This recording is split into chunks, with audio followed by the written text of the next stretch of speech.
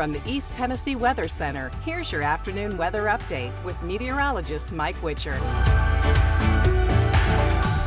It is a scorcher, my friends. Happy Wednesday afternoon, everybody. Sure hope you're having a great day as we get into the lunch hour. Look at these temperatures, and we're only going to continue to warm up from here on out as this ridge of high pressure continues to build its way on in. So no major relief from the forecast and from the heat that we've been generating here over the last week or so. It's been a slow process, but here we are in the thick of it, and it would almost feel like the middle of summer.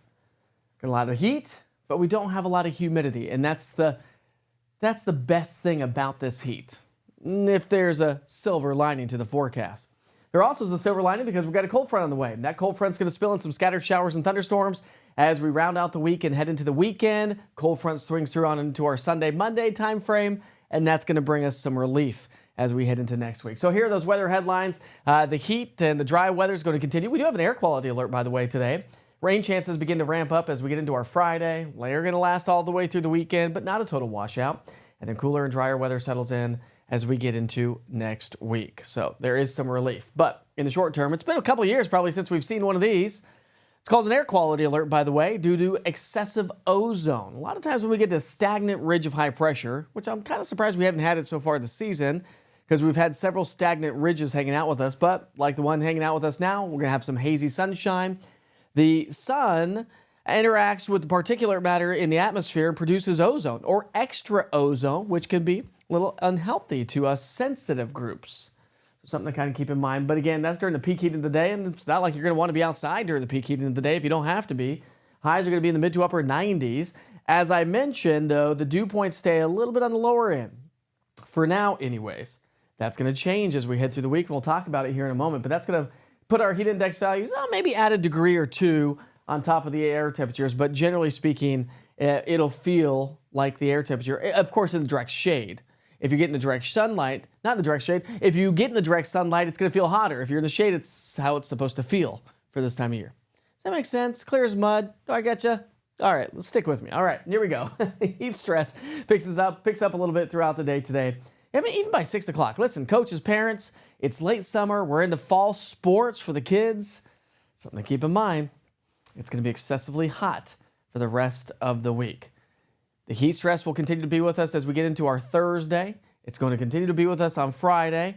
We'll start to take a little break on Saturday, not much, and a little bit more break from the heat stress on into our Sunday. So you'll see that reflected in our temperatures. A lot of heat stress all the way through Friday. Heat stress comes down because temperatures come on down. But these are air temperatures, by the way, trending well above average. And here's the other silver lining. Our average high for this time of year now is 87 degrees, which is better than the 88 and the 89 during the heart of summer. And this is a sign of the changing weather pattern as we head towards fall.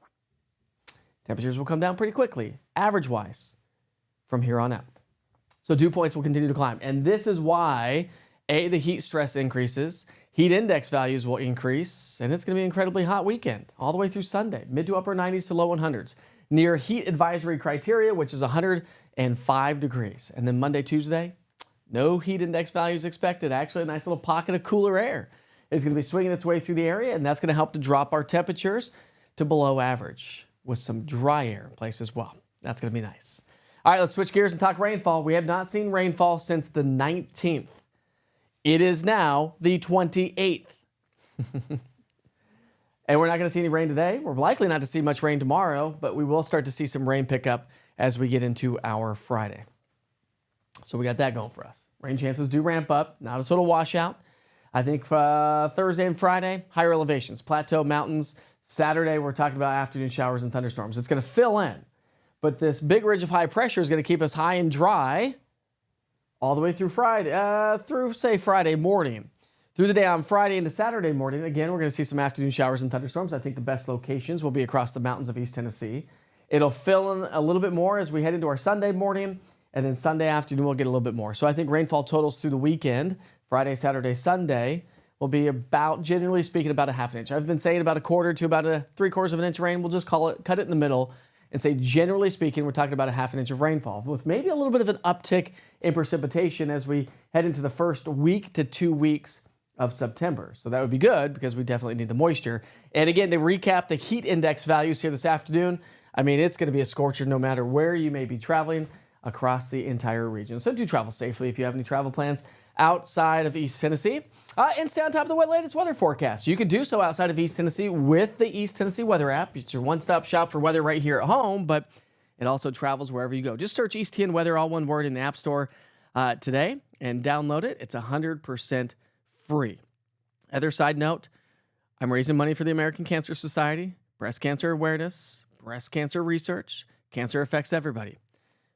If you haven't been affected by breast cancer or cancer in general yet, you're likely to be affected at some point in your life. It's a big deal. And that's why we're raising money that's going to stay here in East Tennessee for breast cancer awareness and research. If you have it in you, I'd love your donation.